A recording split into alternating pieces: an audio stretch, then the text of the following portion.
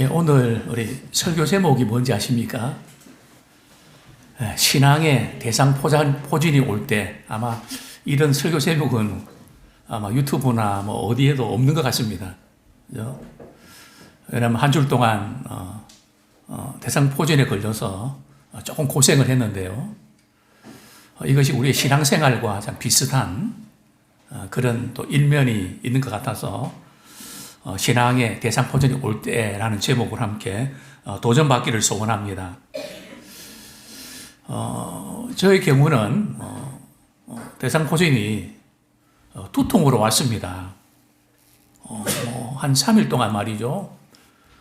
그냥 머리가 뭐 이렇게 그냥 멘붕 상태에 빠지는 정도로 잠을 자지 못하고 뭐 계속 어떤 생각이 계속 그냥 이렇게 돌아가는 느낌? 그죠? 그래서 굉장히 이제 머리가 이제 좀 많이 아팠고요.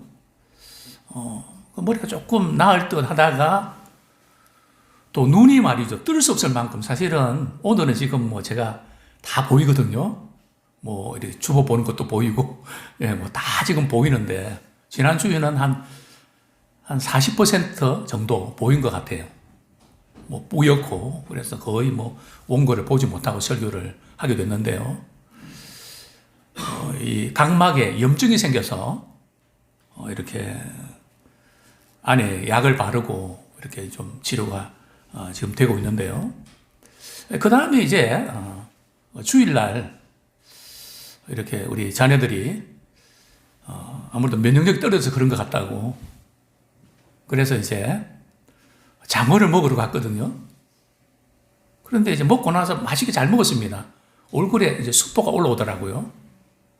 그래서 이제 저희들이 이게 다른 병이 아니고 대상포진이었구나. 그래서 이렇게 알게 된 거죠. 그래서 이 병은 원인이 중요한 것 같습니다. 머리가 아픈데 이게 뭐가 뭐 토하고 이런 건 아닌데 뭐 때문에 아픈지 우리의 삶도 그렇지 않습니까? 마음이 아프고 또 이렇게 감정이 상하고 뭐 여러 가지 힘든 것이 있는데 뭔가 이유가 있을 겁니다. 우리의 면역력을 떨어뜨리게 하는. 그래서 저는 이제 내과에 가서 이제 그 전에 받은 약은 다 버리고요. 뭐 대상포진, 뭐 항바이러스 뭐 이렇게 약을 주더라고요. 그거 받고 또 그 다음에는 또 눈이 중요한데 또 안과에 가서 말이죠. 이렇게 또 시력에 장애는 없는지 또 안과 가고요. 그 다음에 이제 딱지가 앉으면 얼굴에 말이죠. 상처가 날까봐 피부과도 가고 그리고 저 목소리가 조금 그러니까 저희 집 사람이 당신 이렇게 소아과에 가야 되지 않겠냐. 그랬더니 저는 색가로 만족한다고. 예. 이비인후과 죄송합니다. 예. 소아과가 아니고 이비인후과. 예. 그래서 거기는 안 가도 될 것 같다고 그렇게 해서 지금 많이 이렇게 걱정이 좀 많이 나왔는데요. 자, 문제는 이례를 통해서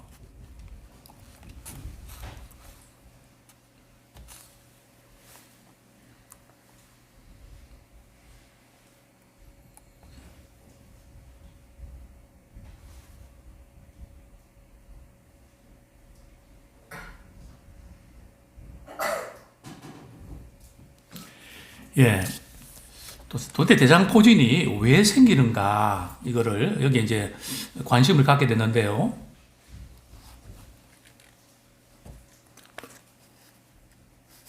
됐습니다. 예. 알고 보니까, 이렇게 검색도 해보니까, 어렸을 때 말이죠. 수도라는 거 있잖아요. 그죠?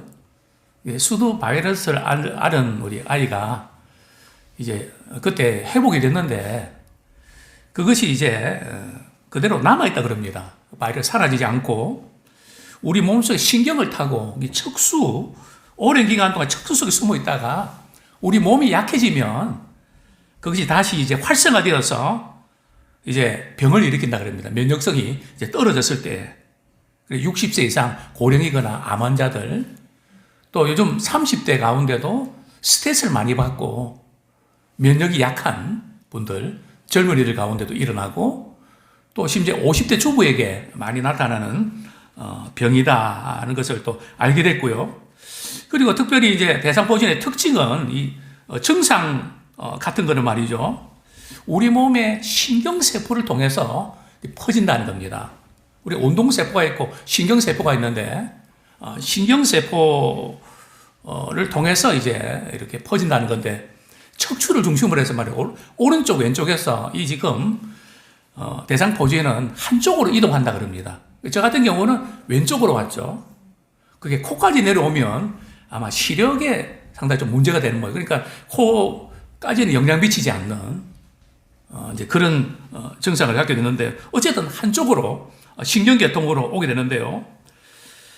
그래서 이렇게 대상포진에 걸리면 이 감각신경이기 때문에 되게 힘들다는 겁니다. 뭐 대상포진 많이 힘들다는 이야기 많이 들었잖아요. 왜냐하면 이 신경을 이제 건드리니까 그런 것 같습니다.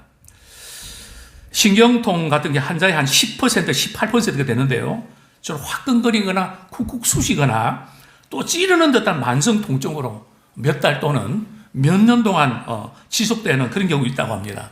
수면방해, 우울증, 만성 피로, 또 작은 접촉에도 막 굉장히 이렇게 아프고 힘든 아마 그런 증상들을 초래하는데요. 왜 제가 이 설교 제목을 신앙의 대상포진이 올 때라고 하는 제목으로 정한지 아십니까? 어릴 때 이제 수두 바이러스가 남아서 말이죠. 나중에도 이렇게 면역이 떨어질 때에 그것이 활성화되는 것처럼 우리 몸에도 죄의 바이러스가 들어오면 우리 한번 어떤 죄를 짓게 되면 또 다른 동일한 그 죄를 짓게 될 가능성이 그만큼 많기 때문입니다. 그래서 저는 신앙의 대상포진이 올 때라는 제목을 정하게 됐습니다. 특별히 오늘 저는 성경에서 아브라함이 아내를 말이죠, 누이로 속인 사건, 이것을 중심으로 함께 도전을 받았으면 좋겠습니다. 자, 먼저 우리 신자는 면역력을 우리가 키워야 되는데요. 우리의 면역력이 떨어지게 하는 세 가지 변수에 대해서 먼저 말씀을 드리겠습니다. 첫 번째는 이 죄의 이 바이러스가 침투하면 이게 지금 사라지질 않습니다. 그죠? 어딘가 남아서 그것이 상처이든 아픔이든 그것이 남아서 비슷한 환경이 이렇게 오게 되면 거기에서 작동하고 활성화되는 그런 죄의 특수성이 있습니다. 자, 두 번째, 우리 신자에게 있어서 면역력은 어디서 나오는가 하면 우리 세상 가운데 살면서 세상이 너무 두렵고 힘겹고 하나님의 눈을 의식하지 않는, 하나님이 보호해 주시고 지켜주시니까 머리는 아는데 삶의 현장 가운데는 전혀 의식하지 못하고 살아가는 삶의 방식, 이것은 신자의 면역력이 급격히 떨어진 증거입니다. 과연 우리의 신앙의 면역력이 어떤지 한번 점검하면 좋겠습니다. 세 번째는 은혜의 항바이러스 작동. 비록 우리가 연약해서 실수도 하고 넘어지지만 그 가운데서도 하나님의 은혜는 작동합니다. 그래서 우리를 일으키시고 회복시키시고, 그러나 우리가 경계해야 될 것은 하나님의 은혜는 작동하지만 죄의 후유증은 여전히 남아있다는 겁니다. 이걸 조심해야 됩니다. 죄가 더한 곳에 은혜가 넘친다는 그 말씀을 우리가 잘 해석해야 되거든요. 죄를 많이 지은 만큼 은혜가 넘친다는 뜻이 그건 아니거든요. 물론 우리의 죄를 회개하며 용서해 주시되 죄의 후유증은 남게 있다는 거죠. 자, 이런 점에서 오늘 저는 한 세 가지 측면에서 말씀을 좀 드리려고 합니다. 아브라함은 오늘 본문에서 나이가 90인데 말이죠. 자기 아내를 그랄 왕 아비멜렉에게 이렇게 누이라고 속여서 그 아내를 이렇게 침실로 말이죠. 아비멜렉 왕이 끌어들이는, 참 이 사건은 끔찍한 사건이고 아찔한 사건입니다. 그런데 이 사건이 우리 창세기 12장에 보면 또 여전히 나타난 것을 보게 되는데요. 12장 우리 10절부터 쭉 보면 이제 아브라함이 전과가 있습니다. 이게 지금 오늘 본문의 사건은 두 번째 사건이거든요. 우리 12장 우리 한번 보겠습니다. 창세기 12장.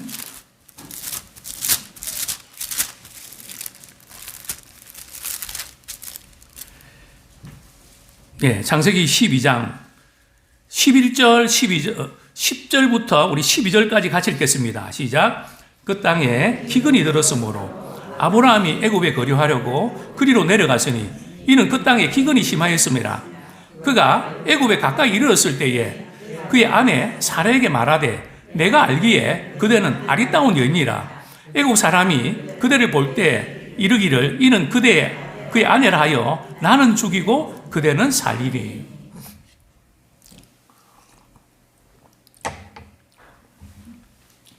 자, 먼저 우리 신자는 세상 가운데서 죄의 바이러스가 침투할 때에 면역력이 약해집니다. 우리 창세기 12장에 아브라함이 우리 아내를 누이라고 속인 그런 사건이 나오는데 왜 아브라함이 그렇게 했을까요? 두 가지 이유 때문입니다. 그죠? 첫 번째 이유가 뭡니까? 아브라함이 살고 있던 가나안 땅에 뭐가 온 거죠? 기근이 찾아왔습니다. 그죠? 내 인생에 있어서 우리 가족들 먹여 살려야 되는데 이거 어떡하나? 이제 걱정으로부터 이런 일들이 진행된 거죠.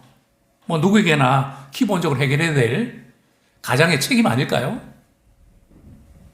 누가 뭐 이렇게 먹이 주나요? 우리가 책임지고 우리 역할을 잘해야 되지 않습니까? 그래서 아브라함은 우기에 말이죠. 비가 오제 10월에서 11월 정도 되면 비가 내려야 되는데 그때 비가 안 오면 기근이 일어나게 되어 있거든요. 그래서 아브라함은 어디로 내려갑니까? 애굽의 비옥한 땅, 나일강으로서 비옥한 땅으로 내려가게 되죠. 그죠? 어쩌면 이 아브라함 이런 행동은 뭐 그렇게 잘못됐다고 볼 수 없습니다. 뭐 어려운 일이 생기면 해결책을 찾아야 되는 거 아닙니까? 자, 그런데 이제 좀 찜찜한 것이 있습니다.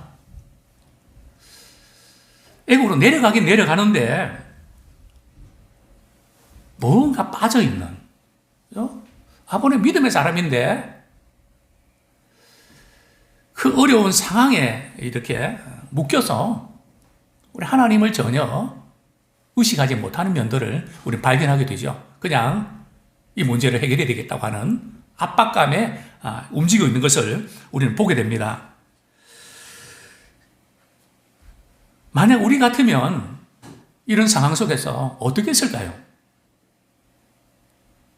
애국으로 내려갔을까요? 안 내려갔을까요? 우리 가장들은 어떻습니까? 아마 이렇게 내려갈 가능성이 많죠. 자, 두 번째로 지금 아브라함은 누구 때문에 고민하게 됩니까? 자기 아내 때문에. 왜요? 아내가 어떻게 생겼는데요? 너무 예뻐서. 예쁜 것도 위기 상황에는 때로는 탈이 될 수 있는, 너무 예쁘니까 말이죠. 사람들이 그냥 둘까? 벌써 지금 아브라함은 말이죠. 세상에 내려가서 말이죠. 세상 속에서 이제 자기가 이렇게 적응해야 되는데 하나님의 눈을 의식하기보다는 세상 삶을 볼 때 자기 안에 뺏어가면 어떡하지? 그래서 뭐라고 이야기합니까? 누이다. 우리 서로 그렇게 우리가 이전부터 짰거든요. 서로 그렇게 하자. 약속 맺었거든요. 그렇게 하자. 그래서 이제 그것을 그대로 그날랑 아비멜렉에게, 블레셋 왕에게 이야기를 하죠. 자, 어떤 일이 벌어진 걸까요? 참, 아브라함이 이렇게 한 것이 하나님의 방식일까요? 아니면 사람의 방식일까요?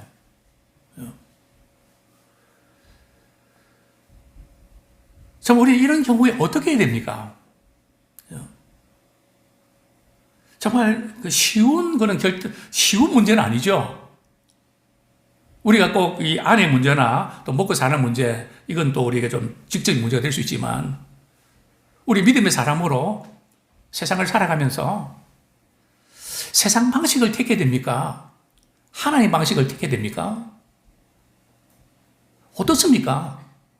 우리는 하나님 방식대로 택해야 된다고 압니다. 그러나 우리 실제는 어떤 방식을 택하고 삽니까? 세상 방식을 택하면서 살아갑니다. 왜요? 그래야 살 수 있다고 생각하니까. 말씀은 그렇지만 그렇게 하지 않고는 나는 세상에 적응할 수 없고 왕따 당할 수밖에 없고 손해볼 수밖에 없다고 하는 모종의 그런 압박감이 작용합니다. 아브라함도 예외가 아니었습니다. 아브라함도 우리가 똑같은 사람입니다. 아내를 걱정할 수밖에 없고 하나님은 이렇게 말씀하셨지만 나는 이렇게 할 수밖에 없다고 하는 그런 위기 상황이 벌어진 겁니다. 정말 이 아내를 이렇게 바로왕에게 넘겨준 이 사건, 얼마나 참 아슬아슬한 그런 사건인지 모릅니다. 그 다음에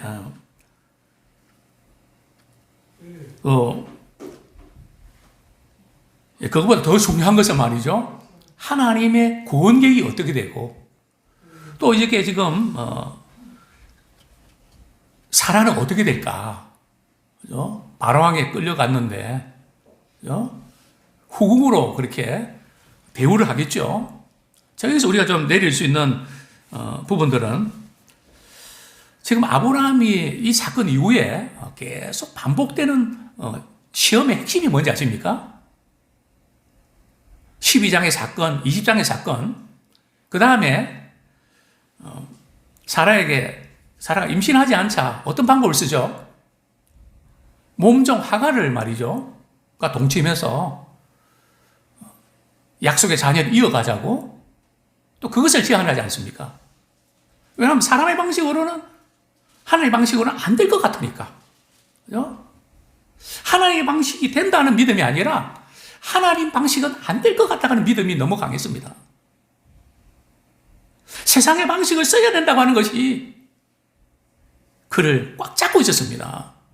물론 머리로는 알고 있었죠. 왜 아브라함이 몰랐을까요? 그러다가 아브라함은 언제 인정을 받습니까? 이삭이 태어나서 이삭을 제물로 바치려는 사건, 이해할 수 없는 사건 아닙니까? 세상 방식으로 어떻게 이해가 됩니까? 우리 하나님 원하셨던 것은 세상적으로 이해가 안 돼도 세상 가운데서 하나님의 방식이 통한다는 겁니다. 우리는 세상 가운데서 하나님의 방식이 통한다는 것을 우리가 알려야 되는 믿음의 사람들입니다. 바로 아브라함은 이 부분에 있어서 세상에서 이런 문제로 인해서 신앙이 면역력이 떨어진 것을 우리는 보게 됩니다. 자, 두 번째로 신자는 하나님을 의식하지 못할 때 면역력이 급격히 떨어집니다. 우리가 세상을 이렇게 살아가면서 우리 하나님을 의식한다는 것, 사랑하는 사람을 의식하고 사랑하는 자녀들을 의식하고 우리는 서로를 의식하면서 살아갑니다. 자, 문제는 예배 시간뿐만 아니라 우리 삶의 매 순간 매 순간 우리 하나님을 의식하는 이런 부분에서 우리는 과연 어떻게 살고 있는가? 우리 성경 말씀 우리 한 구절 보겠습니다. 아브라함의 경우는 어땠을까요? 우리 창세기 20장 한번 보겠습니다. 창세기 20장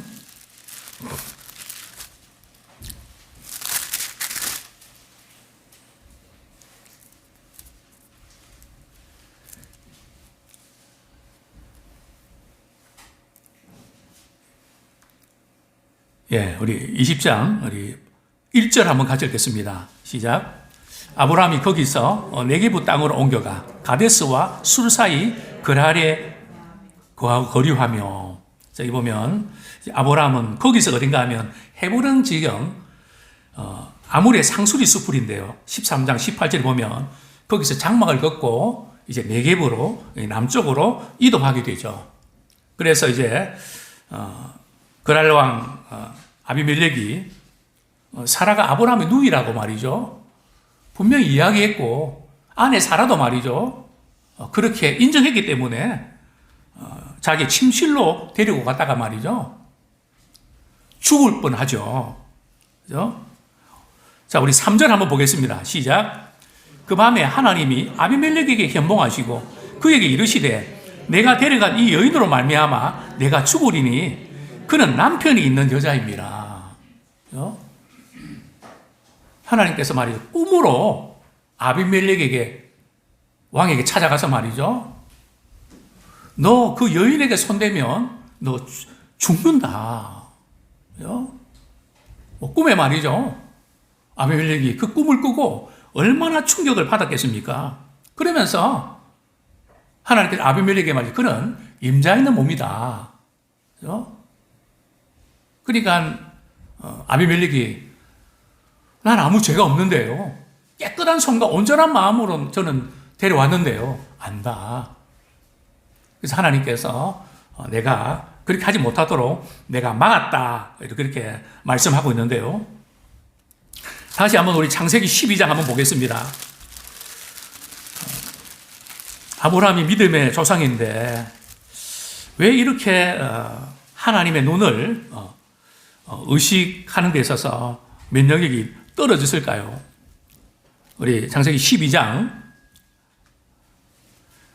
우리 13절 한번 보겠습니다. 같이 읽겠습니다. 시작. 원하건대 그대는 나의 일을 하라. 그러면 내가 그대로 말미암아 안전하고 내 목숨이 그대로 말미암아 보존되리라. 이만큼 지금 아브라함은 바로 왕에게 말이죠. 그에게 자신의 생명이 달려있고 자기 아내를 팔아야 자기는 살아날 수 있다고 하는 그런 생각, 즉 세상에 대한 두려움 앞에서 어쩔 줄 몰라하는 그것이 하나님의 눈을 의식하지 못하게 만들었습니다. 우리는 세상에서 담대하셔야 됩니다. 왜요? 하나님이 함께 하시기 때문에. 사람을 두려워하지 마십시오. 어떤 사람도. 물론 이렇게 아무렇게나 이렇게 대하라는 것이 아니지만 존경하고 아껴야 되지만 항상 우리 사람에 대해서는 성경은 두려워하지 마라. 두려워하면 올무에 걸린다. 성경은 경고하고 있습니다. 뿐만 아니라 세상이 두려우면 하나님의 보호하심을 믿지를 못합니다. 지금 이 아브라함의 이 상을 보면 하나님께 기도했다, 하나님께 예배했다, 그런 게 전혀 없습니다. 물론 그 전에는 있었죠. 12장에도 보면 제단 쌓고 말이죠. 또 12장 전반부에는 하나님께서 아브라함에게 너는 복의 근원이다. 약속까지 하시거든요. 약속의 말씀도 받고 제단 쌓고 예배도 다 드렸는데 세상으로 나가보니까 이게 장난 아니거든요. 그래서 세상에 대한 두려움과 또 그 가운데 하나님의 보호하심을 믿지 못하는. 자, 세 번째로 우리가 경계될 것은 아내, 가장 가까운 관계에 있는 사랑과 문제 있을 때 타협하지 마십시오. 우리 자녀이기 때문에, 남편이고 아내이기 때문에, 우리 가족이기 때문에, 그래서 이렇게 해도 된다고 하는, 이것이 오늘날 우리 개인의 문제고 사회의 문제 아닙니까? 한국 사람은 특별히 정에 약해서 어느 고향 출신이고 어떤 좀 가까운 그런 관계만 되면 마음을 열어버립니다. 그래서 많이 당하죠. 특별히 우리가 가까운 관계 때문에 타협하지 마십시오. 가까운 관계일수록 철저하셔야 됩니다. 아내이기 때문에, 남편이기 때문에, 부모이기 때문에, 자녀이기 때문에, 친척이기 때문에. 지금 아브라함 같은 경우는 누이 아내를 이렇게 누이라고 속이는. 자, 그 다음에 아브라함의 문제는 또한 뭐였을까요? 참 아브라함은 이렇게 거짓말을 하면서 말이죠. 이것이 어떻게 되는지를 생각하셔야 되는데, 해야 되는데 못했죠. 아내는 지금 아비멜렉에게 또 이전에는 바로왕에게 뺏길 뻔했잖아요. 그러면 하나님의 구원 계획은 어떻게 되는 겁니까? 그죠? 나만 살면 되는 겁니까? 그러니까 생각이 말이죠. 멀리 보지 못하고 그래서 문제에 사로잡혀서 큰 삶의 목적을 상실하는 것을 보게 됩니다. 또한 우리 20장 12절 말씀, 아비멜렉이 말이죠. 이 사라가 아브라함의 아내인 줄 알고 이제 책망하는 그런 내용이 나오죠. 도대체 왜 그랬냐고, 우리가 뭘 잘못했냐고. 그럴 때 바로왕이 뭐라고 이야기합니까? 우리 11절 12절 같이 읽겠습니다. 시작. 아브라함이 이르되 이곳에서는 하나님을 두려워함이 없으니 내 아내로 말미암아 사람들이 나를 죽일까 생각하였으며 또 그는 정말로 나의 이복 누이로서 내 아내가 되었습니다. 하나님을 두려워함이 없으니까 제가 속일 수밖에 없었습니다. 아내를 누이라고 속일 수밖에 없었습니다. 뿐만 아니라 실제로 우리 아내는 이복 누이로서 나랑 결혼했던 겁니다. 즉 우리는 이 반쪽 진실을 가지고 말이죠. 그것이 진짜 진실이냐 우리 믿는, 호도하는 이것을 경계해야 됩니다. 이복 누이로 있었지만 지금은 누구의 아내가 된 겁니까? 아브라함의 아내가 된 거잖아요. 그러면 아브라함의 아내잖아요. 근데 앞쪽만 말이죠. 가지고 이복 누이였다고. 그죠? 그걸 계속 내세운단 말이죠. 그죠? 특별히 우리는 가까운 관계에서 우리 진리와 타협하지 않는 우리 모두가 되기를 소원합니다. 정말 이 아브라함이 이렇게 세상에 살아남기 위해서 이렇게 속이고 이렇게 한 것이 불가피한 선택일까요? 또 꼭 그렇게 할 수밖에 없었을까요? 자, 세 번째로 저는 인간의 위기 상황에서도 하나님의 은혜가 작동됩니다 하는 말씀을 드리고 싶습니다. 우리 하나님이 어떻게 하셨죠? 창세기 12장에도 보면 바로왕과 말이죠. 그의 고관들이 이제 사례를 이제 궁전에 데리고 왔는데 갑자기 말이 바로왕에 큰 재앙이 임했습니다. 재앙이 임했다는 원문의 뜻은 말이죠. 병에 걸렸다는 겁니다. 그러니까 바로왕과 그 고관들이 말이죠. 병에 걸린 겁니다. 그러니까 사라를 건드릴 수가 없었죠. 누가 그렇게 하셨을까요? 하나님이 그렇게 하셨습니다. 그러니까 지금 아브라함이 세상 가운데서 세상 방식밖에 안 되는데 막 이렇게 생각이지만 하나님께서는 그분의 방식을 사용하셨습니다. 그래서 사라를 지켜주셨습니다. 하나님의 구원의 놀라운 계획을 그분이 이루셨습니다. 비록 우리 연약한 가운데도 하나님의 은혜는 작동하고 있습니다. 그것을 우리 믿고 우리 나가는 자 되기 원합니다. 또 반면에 아비멜렉이 아브라함을 책망하지 않습니까? 우리 신자가 세상 방식 사용하면 세상 사람들부터 우리가 잘한다가 아니라 부끄러움을 당하게 됩니다. 수치를 당하게 됩니다. 그래서 우리는 하나님의 방식을 사용해야 됩니다. 뿐만 아니라 우리가 세상 방식을 사용하면 그것을 누가 본받을까요? 자녀들이 본받습니다. 성경에 보면 아브라함의 자녀가 누구죠? 이삭이죠. 이삭이 그랄 왕을 이렇게 아비멜렉에게 말이죠. 물론 또 아비멜렉 왕이 다를 수가 있지만 그 아내가 말이죠. 또 아내를 누이라고 또 속이는. 우리 자녀들은 우리 아버님 그렇게 한 거 나 그렇게 안 할 거예요 하지만 안 하려고 하면서 닮아간단 말이죠. 그러니까 우리가 어떤 행동을 할 때에 우리 자녀들이 그렇게 하고 있다는 것을 우리가 염두에 두고 행동하면 좋겠습니다. 내가 이런 행동을 하면 우리 자녀들도 그렇게 행동할 텐데 너 그거 계속 보고 있을 거야? 끔찍하지 않습니까? 참 우리가 이런 부분들을 늘 의식하게 됩니다. 그리고 오늘 20장에도 보면 하나님께서 아비멜렉 왕에게도 말이죠. 현몽하셔서 사라를 지키시죠. 또 보호해 주시죠. 결국 하나님의 방식이 통한단 말이죠. 우리는 자꾸 세상 가운데서 세상 방식으로 통해낸다고 하는 이 믿음, 이제는 내려놓으면 좋겠습니다. 두려움 때문에 그러는 거, 아브라함도 그랬고, 우리도 그렇습니다. 그러나 여기서 우리가 좀 조심해야 될 부분들은 하나님께서 죄를 처리하는 방식이 다 다르다는 겁니다. 그렇죠? 죄를 처리하는 방식이 다 다릅니다. 그래서 하나님은 왜 이런 사람에게는 이렇게 했는데 왜 저한테 이렇게 하세요? 그렇게 하지 마세요. 절대 그거는 다릅니다. 자, 오늘 본문에서 지금 누가 잘못했습니까? 잘못한 것은 아브라함이 잘못했거든요. 누가 매를 맞습니까? 바로왕과 그의 고관들이 말이죠. 매를 맞고 임신 못하게 태를 딱 막아버리고 말이죠.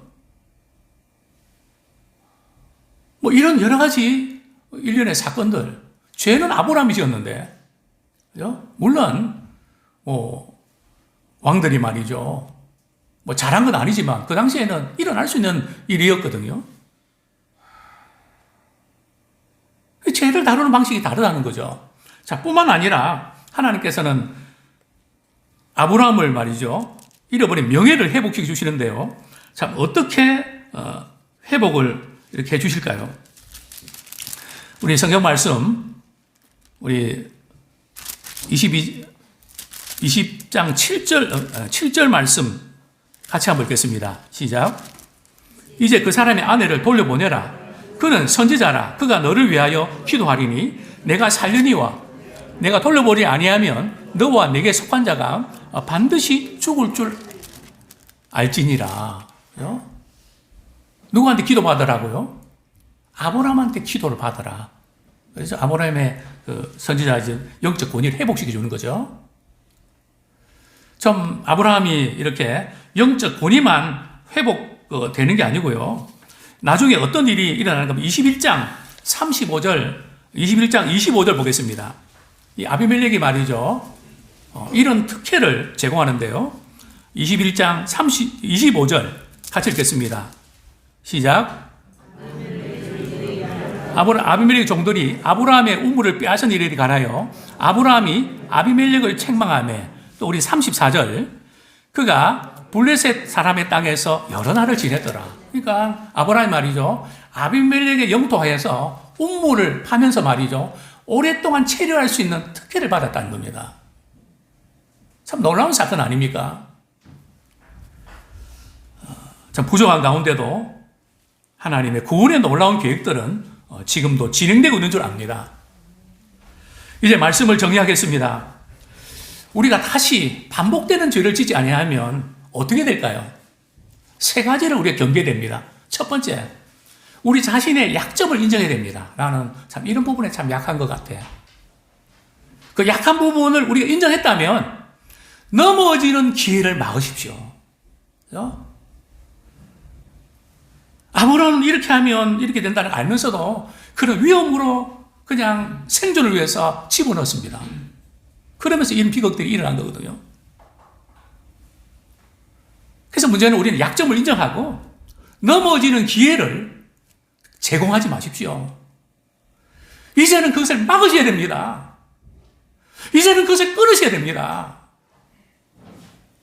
그것이 우리가 살 길입니다. 또 두 번째로는 스스로 만든 해결책 가지고 고집하지 마십시오. 한번 따라하시겠습니다. 안 되는 줄 알면서 왜 그랬을까? 그죠? 스스로 만든 해결책 해볼 만큼 해보지 않았습니까? 지금까지 해보지 않으셨습니까? 이제는 내려놓으시고, 안 되는 방법 붙잡고 시간 끌지 마시고, 이제는 되는 방법으로 다시 한번 시도하시면 좋겠습니다. 무엇보다도 어렵고 힘들 때 혼자만의 생각에 빠지지 말고 하나님의 눈을 의식하면서 그분의 도움을 구하기 원합니다. 저는 한 주 동안에 많이 힘들고 어려운 가운데 제가 했던 것은 더 주님을 가까이 하고 주님의 도우심을 구하고